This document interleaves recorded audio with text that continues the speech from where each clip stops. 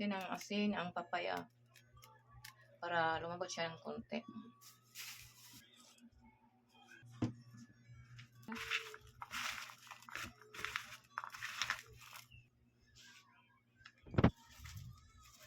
Ito yung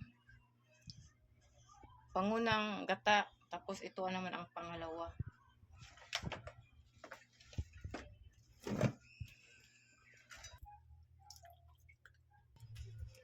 Hello mga friends, dito na naman tayo sa lumang pakuling na uling-uling. Lagyan natin ng kunting oil. Lagay yung bawang at saka sibuyas. Man, luya. Tsaka haluin.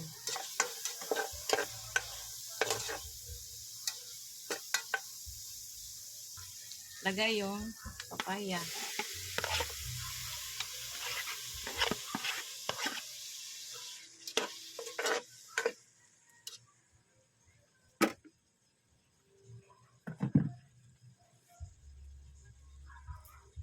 saka talong. Talong ni Imelda. Imelda kasi ang tawag nito. Kasi yung hindi ito katulad ng talong dyan na yung mabili sa merkado.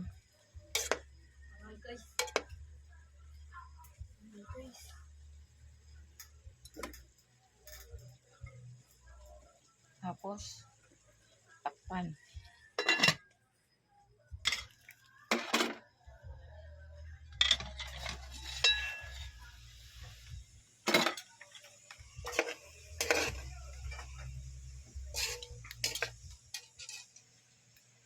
Lagay yung malunggay.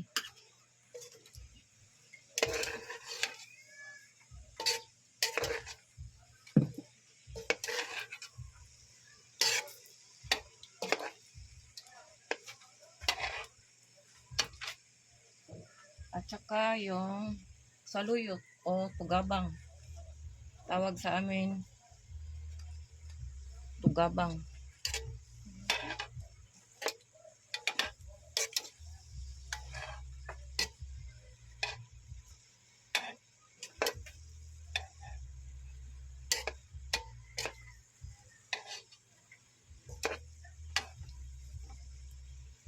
Ilagay yung pangalawang gata.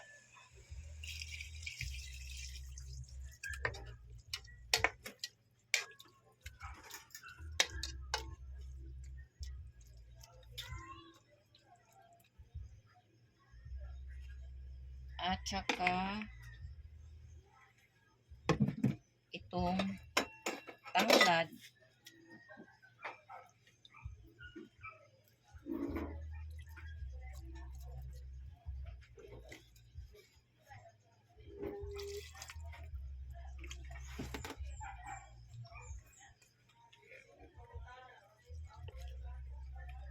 Tapos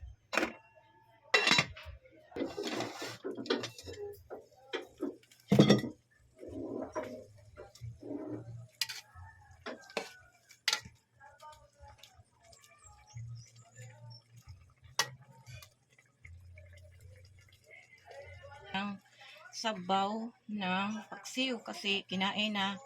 Tinanggap ko naman sa buong buhay ko na yung mga anak ko mukha talagang mga syokoy. Kaya ang natira, sabaw na lang ay lalagay ko ngayon. Wala nang laman eh.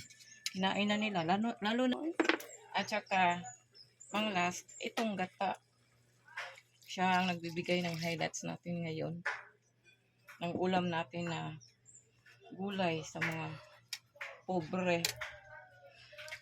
Pobre kasi walang ibang magawa. Kuha na lang tayo ng gulay sa tabi-tabi. Wala tayong pangbili. Kaya ito. Tapos, lagyan natin ng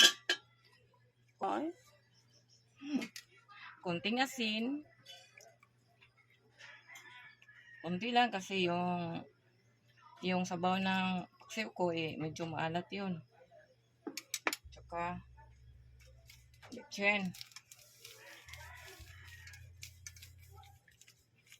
para medyo masarap-sarap naman ng konti. Yung masarap kahit ganito lang. Lagyan natin pasarap.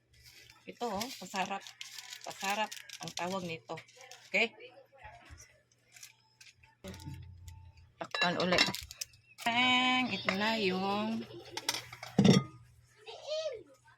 ginataang gulay. Hindi natin pwedeng lutuin yung gata kasi mag-amoy siyang langis kapag tinagal.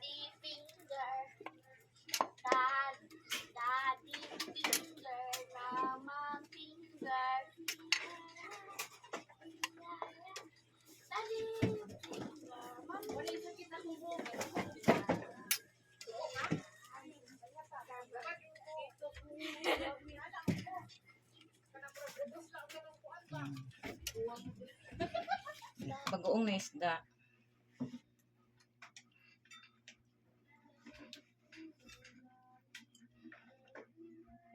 Ganito kalaki ang isda na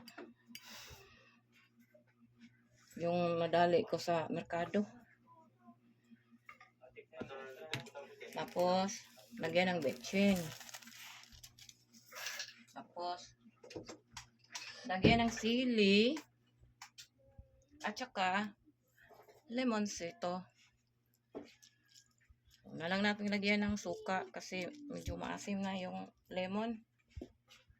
Kaya ito ang aking recipe ngayon.